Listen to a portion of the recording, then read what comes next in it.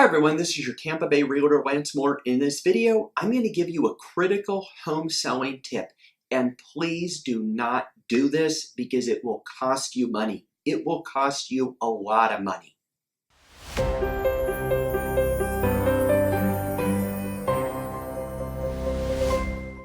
So I want to give you this critical home selling tip. And I know that was a pretty bold statement, what I just said, but I'll tell you, this is a very, very common mistake that a lot of sellers make. And when I say a lot, I'm talking over probably 50% of all sellers and this is how they decide what real estate agent they choose. So here's the mistake. It's hiring a realtor based off of the list price they tell you, or the price they tell you they could get for the home. So at the end of the day, I did another video, I'll put it up above. You only want to hire a realtor for two reasons and two reasons only: negotiating ability and marketing. That's pretty much it. Now, obviously you want a realtor that's very honest, that knows what they're doing, that's going to return phone calls, etc. But don't get looped in like a lot of sellers do and choose an agent just because of what they tell you they could sell your home for. At the end of the day, none of that really matters because you're the decision maker. You're the owner.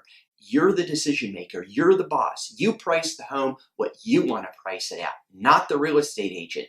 I've been in this over 20 plus years, and I've actually lost quite a few listings to agents that basically just go out there and what we call in the industry, real estate agents, we call it buying the listing.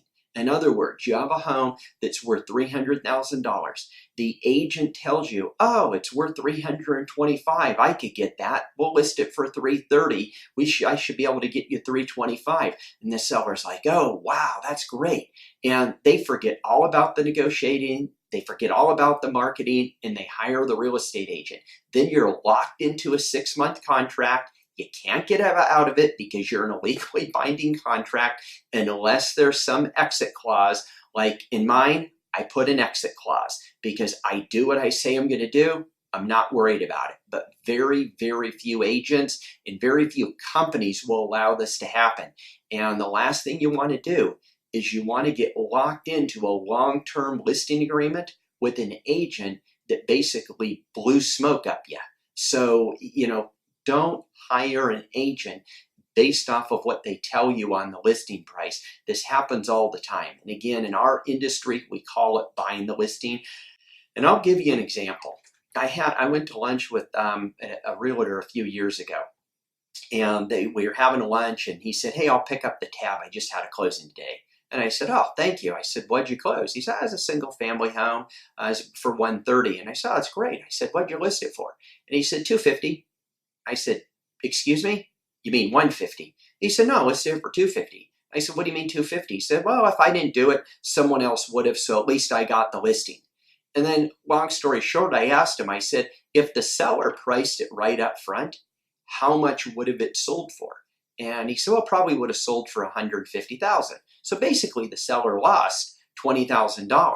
And I know a lot of you out there might be thinking, gosh darn real estate agents, I would agree with you. I don't subscribe to that at all. I would rather lose the listing and still have my integrity. But at the end of the day, it was really the seller's fault. They hired that agent. Why did they hire an agent like that? So don't get bought in to the price of the home.